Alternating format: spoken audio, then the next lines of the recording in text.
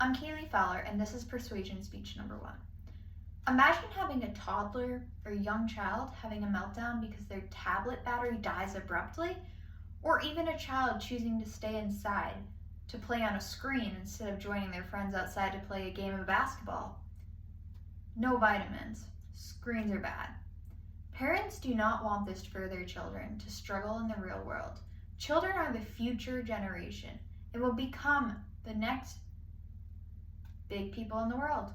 And their emotional developmental forms a foundation in relationships, coping skills, and their mental health later on in life. These skills are learned early, making this very crucial to understand why screen time harms their development. This issue matters to parents, educators, caregivers. Personally, as an aunt to 5 nephews who will babysit them occasionally, I have observed firsthand how screens are addictive for children. I've noticed how they self-soothe when their technology fails, where they start crying or getting very angry and want me to fix it, and I don't know how to. Research supports these observations. Excessive screen time is harmful to children's emotional development. It limits their real-life social interaction and is linked to higher rates of emotional behavior and behavioral difficulties. I will discuss emotional regulation, social emotional skills, and I will explain behaviors that can be increased with limited social skills. Let's get started. First, let's examine emotional regulation and how it is affected by screens.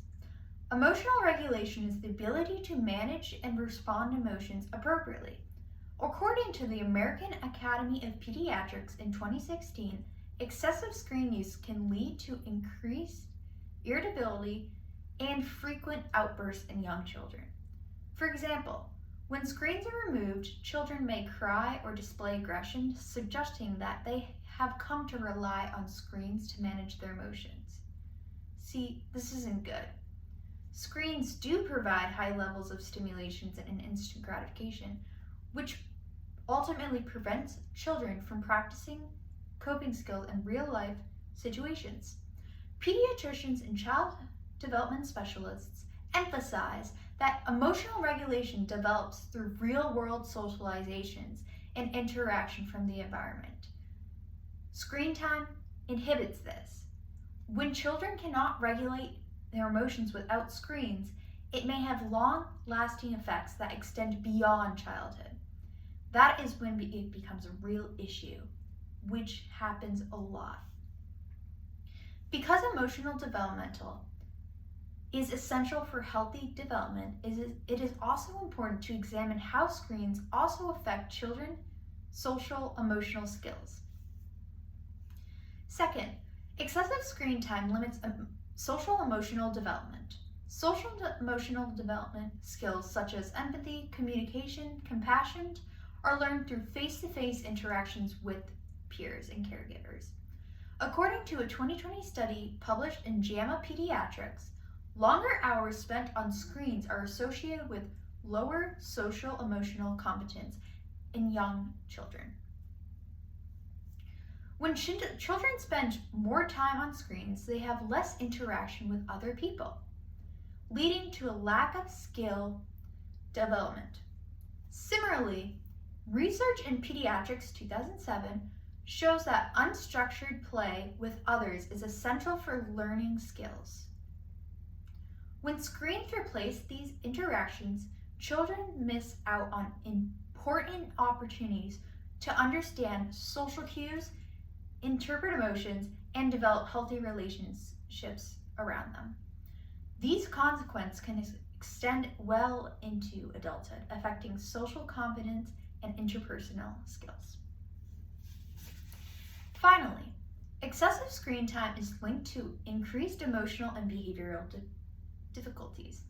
A study in 2018 in Pediatrics found that higher screen exposure correlates with elevated levels of anxiety and depression and lower overall psychological well-being in children and adolescents.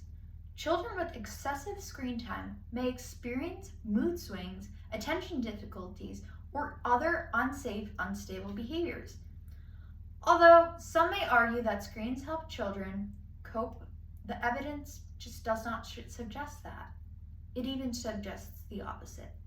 Moreover, excessive screen times interferes with essential routines such as sleep, physical activity, and family interaction.